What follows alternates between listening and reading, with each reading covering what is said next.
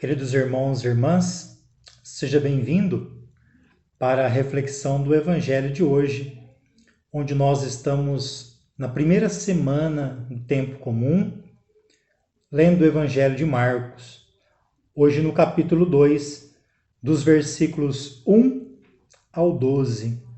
Estamos vendo a vida pública de Jesus.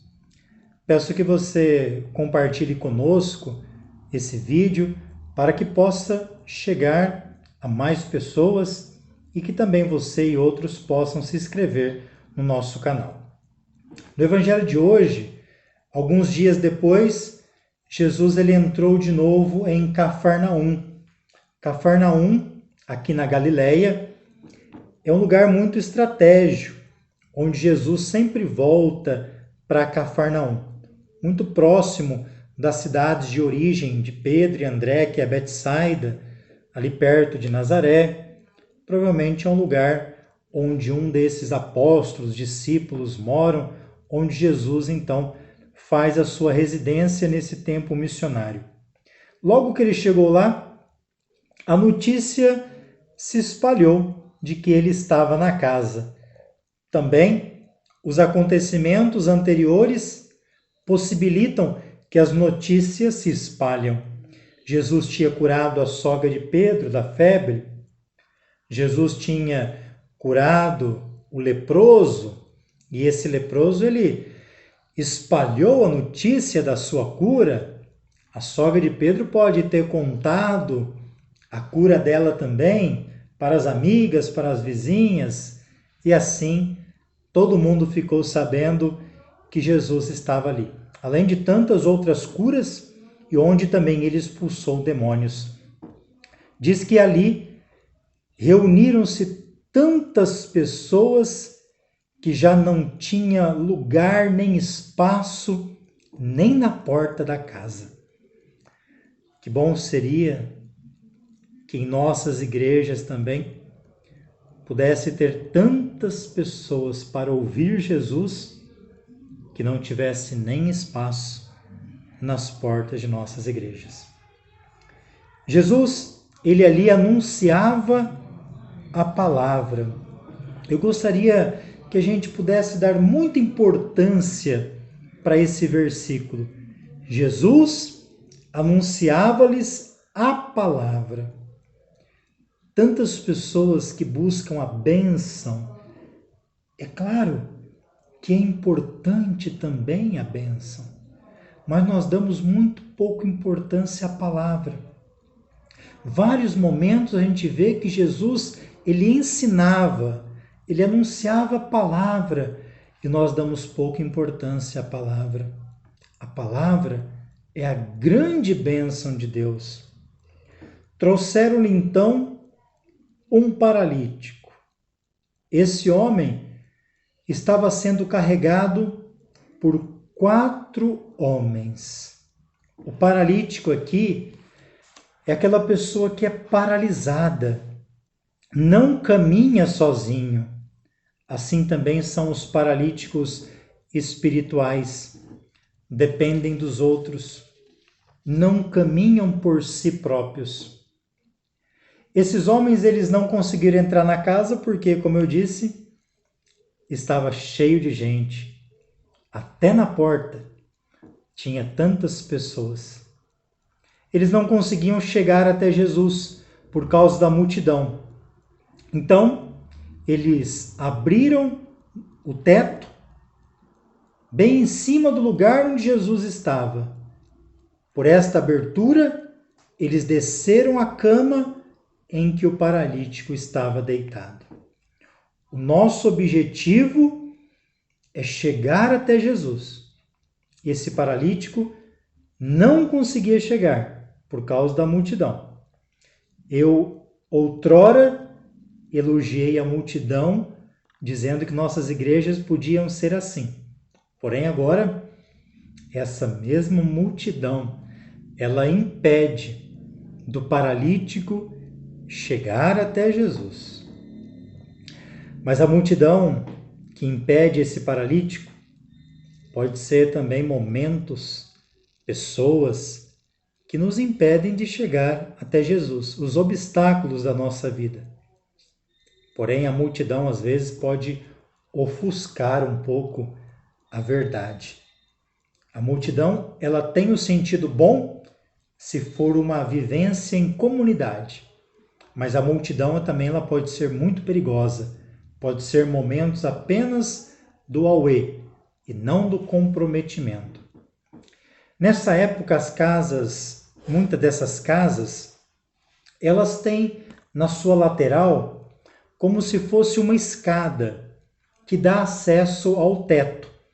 Então é muito provável que esses homens se utilizaram desses degraus que há do lado dessas casas nessa região para lá poder ter aberto o teto dela e descido este homem paralítico. Jesus, quando viu a fé daqueles homens, disse ao paralítico: Filho, os teus pecados estão perdoados. Jesus disse no Evangelho que a fé que ele viu são daqueles homens que levaram um paralítico. Que bom que a gente possa ter pessoas na comunidade, na igreja, pessoas sensíveis às necessidades do outro. Esses homens eram homens de fé. Levaram o paralítico até lá. Levaram o paralítico até Jesus. Ele não podia ir por ele mesmo. Muitas vezes na comunidade a gente depende dos irmãos, das irmãs, de pessoas de fé que nos leva, que nos apresenta Jesus. Ao mesmo tempo, deve ter sido uma decepção muito grande ouvir essa palavra: Filho, os teus pecados estão perdoados. É muito provável que aqueles homens e tanta gente que estava lá procurando Jesus queria a cura, queria o milagre. E Jesus diz: os teus pecados estão perdoados. O nosso maior problema é o pecado. Todo o resto é consequência do pecado. É muito comum as pessoas nos procurarem para uma bênção. Não que ela não seja importante, é muito importante abençoar, mas muito poucas pessoas procuram confessar os seus pecados. As duas coisas devem caminhar juntas. Bênção, mas também confessar os pecados, estar livre. O que adianta ser saudável por fora, sendo que por dentro a nossa consciência, o nosso interior continua enfermo? Alguns mestres da lei que estavam ali, sentados, refletiam em seus corações: como este homem pode falar assim? Ele está blasfemando. E Jesus, muitas vezes, por se manifestar desse modo, foi acusado de blasfêmia. Eles diziam assim: ninguém pode perdoar pecados a não ser Deus. Realmente, somente Deus perdoa pecados. E hoje, através dos seus ministros ordenados, mas eles estavam cegos, porque estavam diante de Deus e não reconheceram.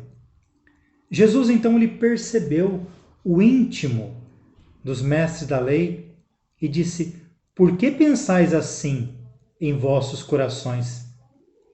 O que é mais fácil? Dizer ao paralítico: os teus pecados estão perdoados?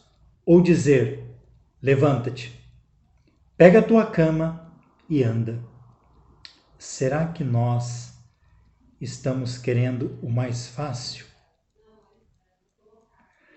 Pois bem, para que saibais que o Filho do Homem na terra pode perdoar pecados, disse ele ao paralítico: eu te ordeno.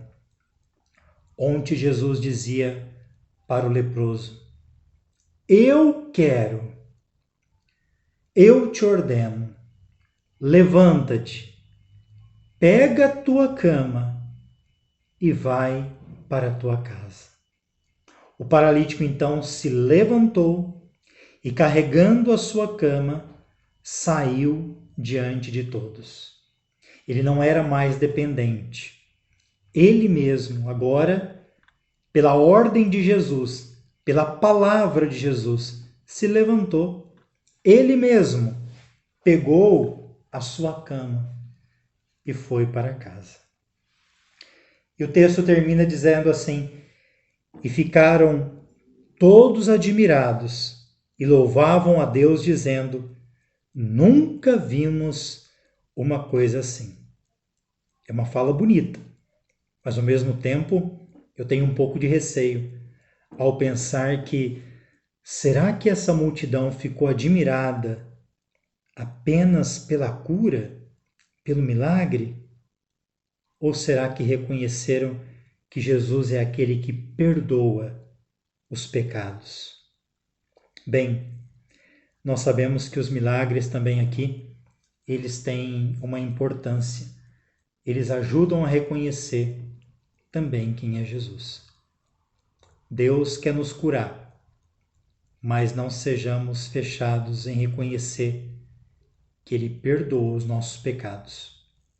Deus te abençoe em nome do Pai, do Filho e do Espírito Santo. Amém.